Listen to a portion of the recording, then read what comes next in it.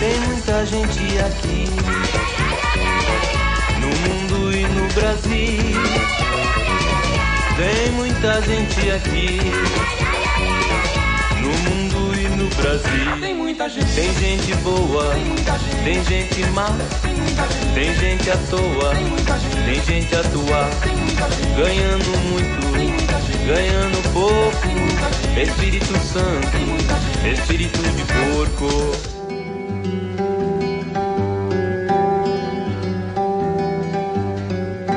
Natal, 12 de abril de 1978. Mãe, fiquei muito alegre quando os dubladores entraram em greve. Ah, sim, lembrei. Isso não é do tempo da senhora. Dubladores são aqueles que fazem a voz no lugar dos outros. Por exemplo, a voz da Kelly, uma das Panteras, quem faz é a Neuza Amaral.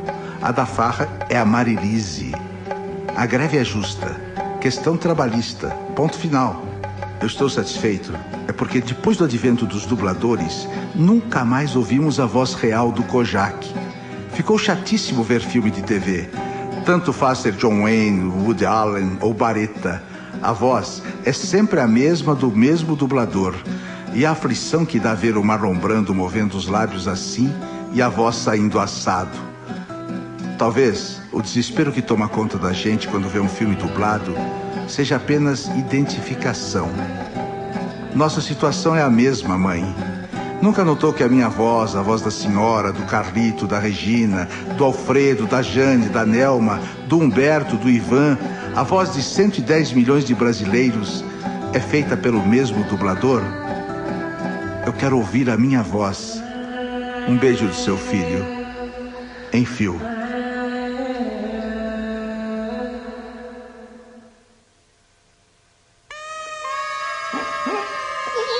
Vixe, tá todo mundo aí?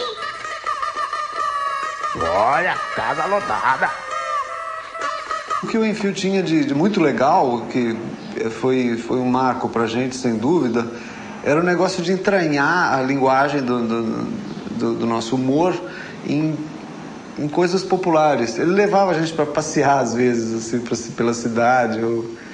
Toca a campainha da minha casa, minha ex-mulher, minha primeira mulher, vai atender. Era o Enfio, com um saquinho de feijão e um saquinho de arroz. E falou, vamos fazer uma comida aqui? Aí, pra mim, foi uma surpresa, né? Pô, o Enfio batendo na minha porta. Era um Enfio, aquele Enfio doce, um Enfio carinhoso, um Enfio terno. Ele era muito, muito terno. E a gente conversava muito sobre coisas assim como a rua, como as árvores da rua, a amendoeira. Ele tinha um negócio que chamava de Projeto Funarte e Projeto Funai. O Projeto Funarte era assim, cultura. Vamos visitar o MASP, né?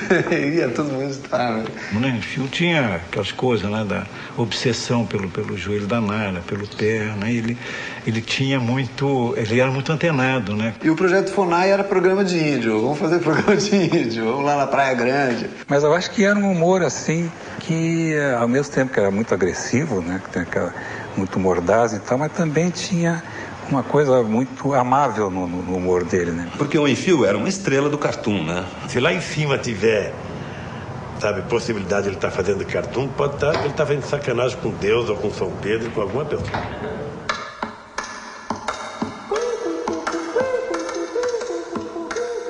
Natal, 7 de junho de 1978.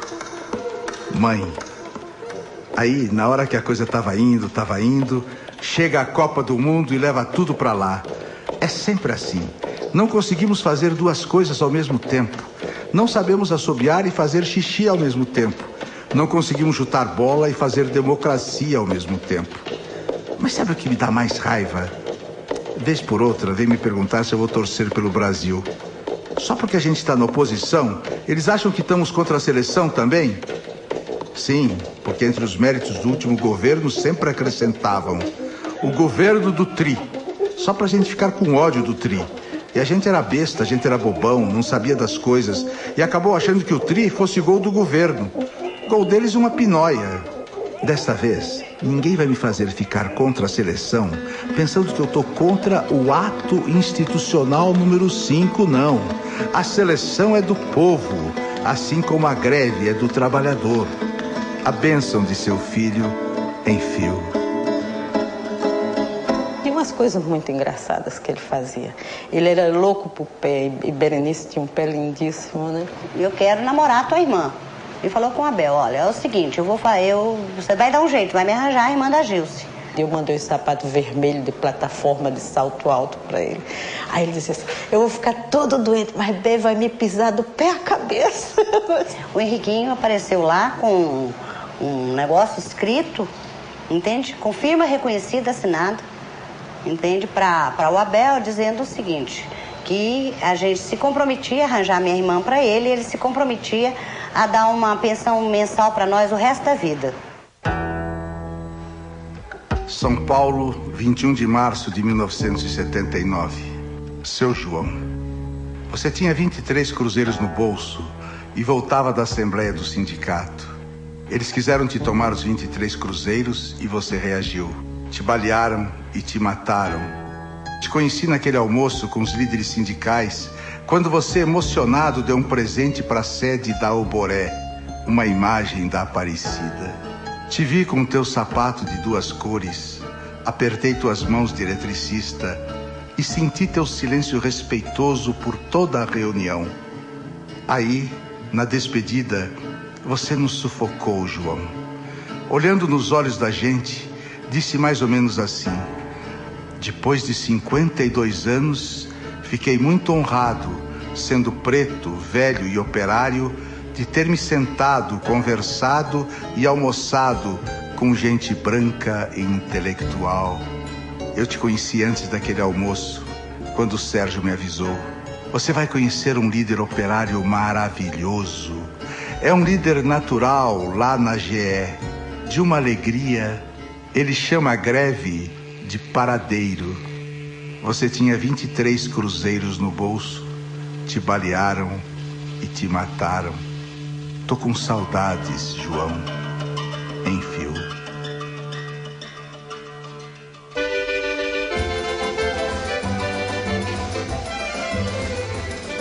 Nova York, 20 de julho de 1974. Dona Maria, minha mãe predileta. Eu recebi os biscoitos de farinha e tô com eles escondidos debaixo da cama, que é pra vagabundo nenhum pegar. O doce de leite com rapadura já acabou. Me fechei no banheiro e comi tudo numa alegria que só o egoísmo sabe dar. A mãe da Maria trouxe biscoitinhos de polvilho e carne seca. Deus seja louvado.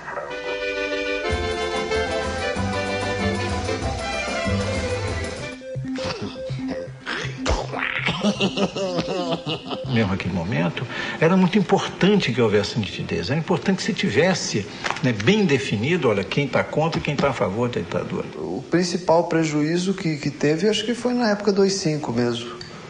Aquilo acho que foi um golpe mortal mesmo. Paradoxalmente existia uma certa esperança, né? Aquela ideia de que uma vez vencida essa etapa, uma vez vencida a repressão, uma vez afastados os militares, a coisa ia melhorar, ia deslanchar, né?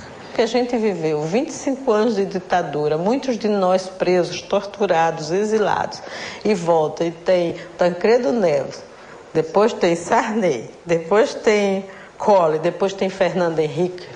É demais, sabe? É demais. Se tem algum motivo que essa gente toda mereça o inferno, é esse, é o AI-5. São Paulo, 11 de abril de 1979. Mãe, não suporto mais a saudade sufocante do meu irmão Betinho. Minha vida segue sem sentido e sem alegrias. Sai um disco do Chico e não consigo me entregar no canto que gostaria de partilhar com ele e com a Maria. O grito de gol fica preso no peito porque me sinto sozinho no Maracanã mais lotado. Profissionalmente, estou bem, muito bem. Mas eu queria que eles também se orgulhassem de mim ao receberem o jornal de manhãzinha na porta da casa deles, aqui, como todos. Faltam 2 palmas, 2 risadas brancas e quentinhas, na hora em que as cartas são lidas ou as gracinhas são feitas na revista do Enfio. Perdoa, mãe, mas biscoito de farinha só é gostoso se mastigado, olhando nos olhos do irmão que sente na mesma hora a mesma delícia. A bênção de um dos seus filhos, Enfio.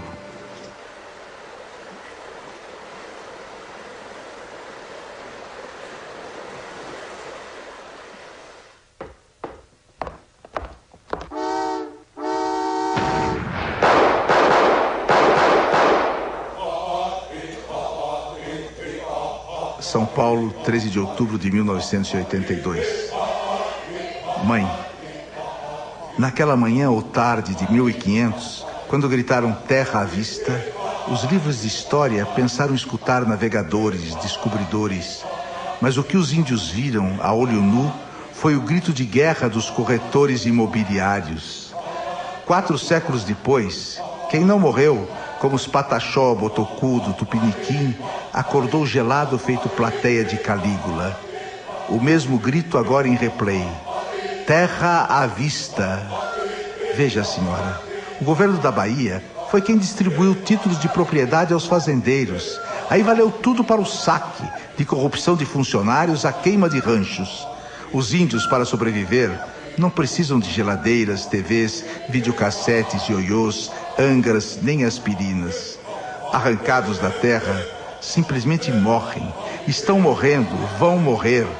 A senhora é cúmplice. Perdoe a frase de efeito, mas quem agora sabe não impedir esse genocídio passa a ser cúmplice. Do presidente à minha mãe. Em fio.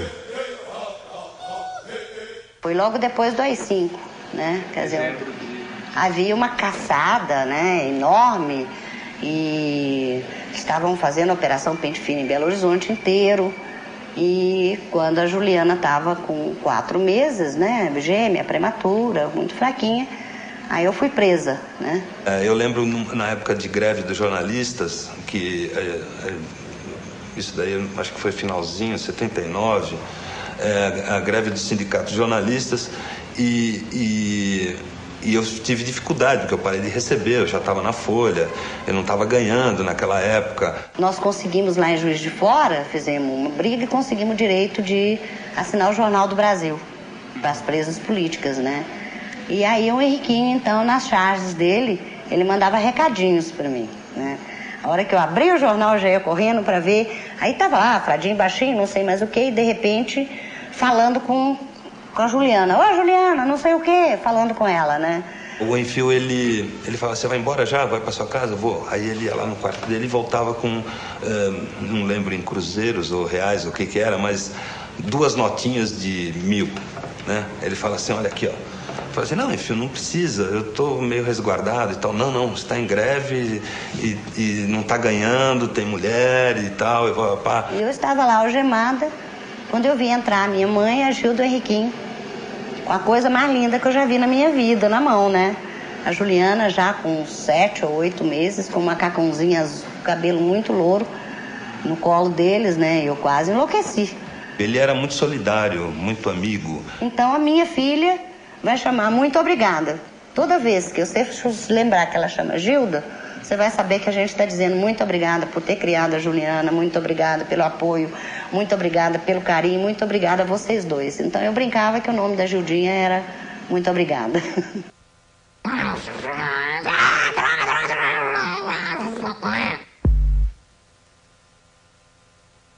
São Paulo, 1º de setembro de 1978. Eu nunca soube amar. Eu nunca soube amar a cada um. Eu nunca soube amá-los como indivíduos. Eu nunca soube aceitá-los como feios, fracos e lentos. Tragam-me um doente e não chorarei com ele.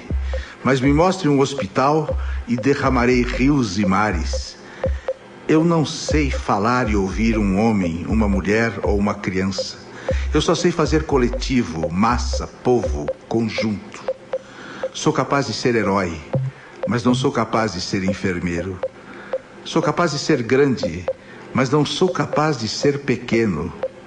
Eu nunca dei uma flor, nunca amei uma pessoa e tenho amor. Dou desenhos, dou textos, escrevo cartas, sem contato manual, sem intimidade, sem entregar. Por que desenho? Por que escrevo cartas? Minha arte é fruto da minha importância de viver com vocês. Um dia vou rasgar o papel que escrevo, rasgar o bloco que desenho, rasgar até este recado covarde e vou me melar e besuntar com vocês, tudo com o meu grande beijo. Vocês vão me reconhecer fácil. Vou ser o mais feliz de vocês. Enfio.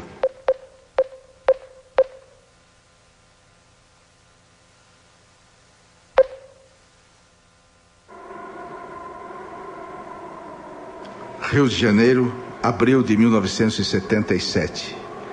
Querido filho Henriquinho, eu hoje estou me sentindo bem melhor, mas ainda não aguento andar.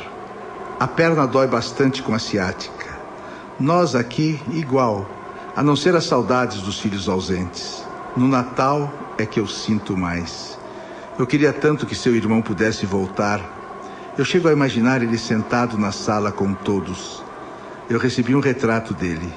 Achei tão magrinho, tão tristinho. Será que esse tormento não vai acabar nunca? Tive muita esperança quando esse novo presidente entrou. Achei ele com um jeitinho bom. Eu rezo muito para o seu irmão poder voltar. Mandei biscoitos para ele pelo correio como lembrancinha de Natal. Devem ter chegado duros. Todos de casa mandam um abraço. Um beijo para a Berenice e um abraço para você, sua mãe.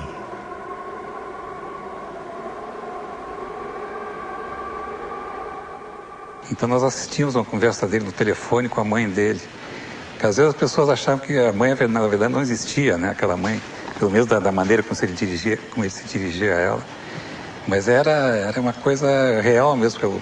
A conversa dele com a mãe era como se ele estivesse escrevendo uma carta para ela, né? Rapaz, a Dona Maria participou de comícios em Minas Gerais em 82, participou da campanha das diretas em 84. Dona Maria, desviaram dinheiro do INPS para a construção da ponte Rio-Niterói e da hidrelétrica de Itaipu. Todo mundo sabe como muitas das grandes empresas particulares e estatais dão calote no INPS. Aí, claro, deu esse furão que eles dizem existir porque estamos gastando demais com assistência médica. Mentira! 90% da população brasileira corre do INPS. Bom, mas repetiram essa gigantesca mentira 1000 vezes e agora vão decretar o aumento da nossa contribuição para 10%. Vamos lá, gente. O povo acaba de decretar um aumento de 10% nas doenças. Viva a tuberculose! Viva a meningite! A bênção do seu Perebinha em fio.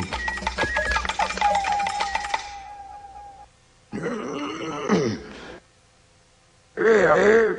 Tá vendo alguma esperança aí? Ele não se continha, né? Então, em todos os movimentos que ele entrava, em todos os trabalhos, em todas as propostas estéticas ou políticas que ele entrava, ele sempre ia para a cabeça, assim, não tinha jeito. Aliás, a coisa do Pasquim, não só do Enfio, a coisa do Pasquim toda, contra o Caetano, contra o pessoal considerado Odara, eu achava um pouco de jogo de cena, assim. Sei lá, quando o Caetano começou, por exemplo, eu era fãzoca dele. Uns anos depois eu tava achando que o cara era um puta de um desbundado, que tava fazendo um serviço pra ditadura, era mais ou menos o que o Enfio achava dele também, né? E pouco depois eu tava achando de novo o Caetano Máximo, sabe? A gente fala muito nele, no Enfio, como cartunista político, né? Engajado e militante. Agora, ele foi um cartunista do comportamento. É inegável a influência desse pessoal Odara na cultura brasileira e na formação da cultura brasileira dos anos 50 para cá, dos anos 60 para cá. São Paulo, 9 de janeiro de 1980. Mãe, sem piadinha, vou me abrir. Eu tenho acordado de uns 6 meses para cá sem ânimo, sem esperança, sem vontade de brilhar, de lutar, de mudar a Lucinha, o Brasil, o mundo, o universo. Muitas noites eu não durmo, assombrado, pensando assim, tô ficando velho, é isso. Talvez o pessoal Odara tenha razão, e eu já seja coisa antiga. Passo então a pensar angustiado em como enfrentar minha velhice, tomando fortificantes, complexo B, mudando meu guarda-roupa. Bom, de repente, eu percebi que o Mano Betinho e a Maria também estão de farol baixo. Aí, anteontem, pego o jornal e vejo o resultado da pesquisa Gallup, que dizia que 71% dos brasileiros estão pessimistas.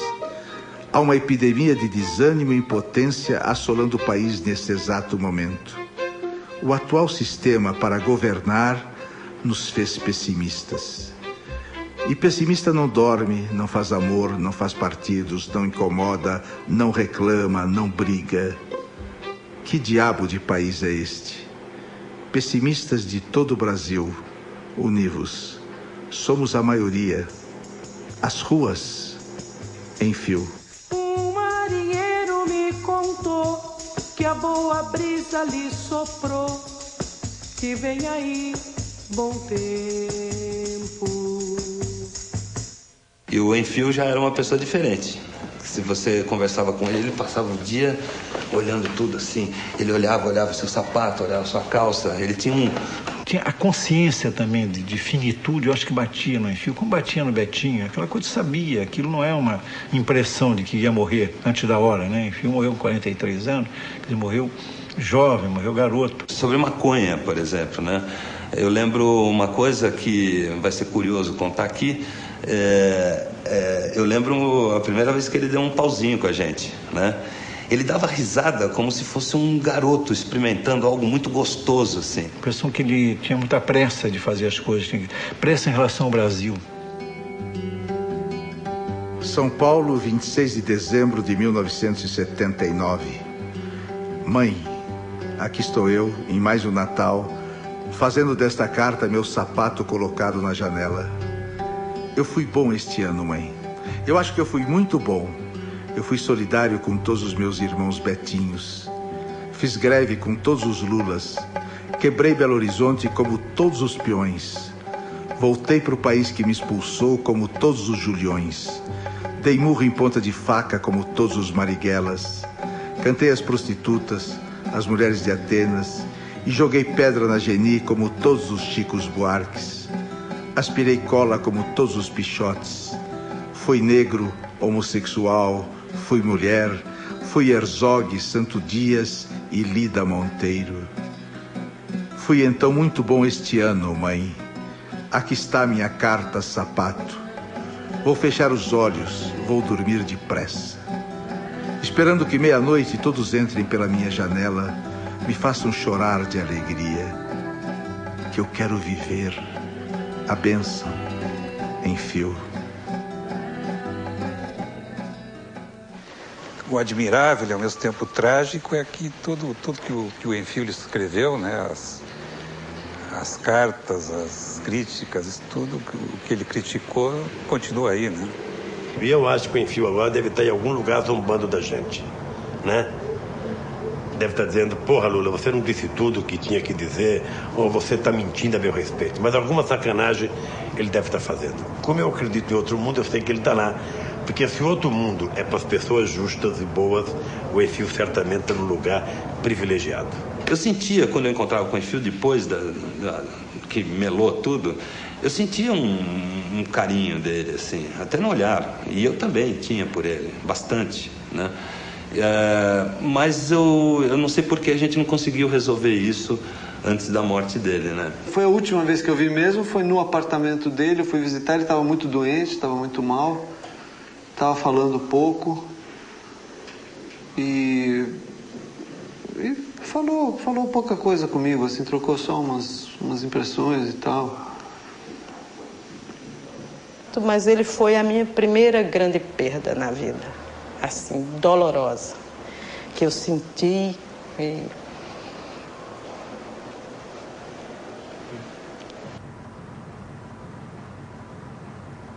Saudades.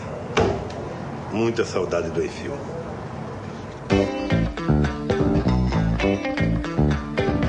La vida jamás se acabará.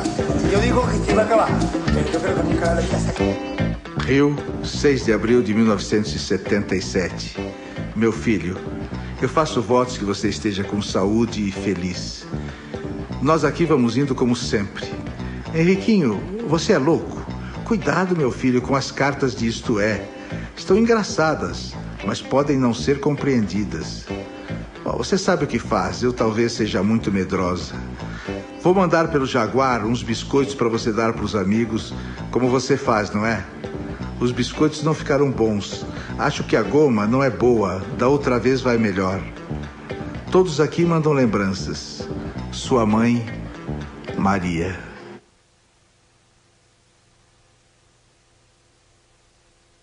Vocês não têm o direito de fazer nada ligado ao Enfio que seja triste. Nada.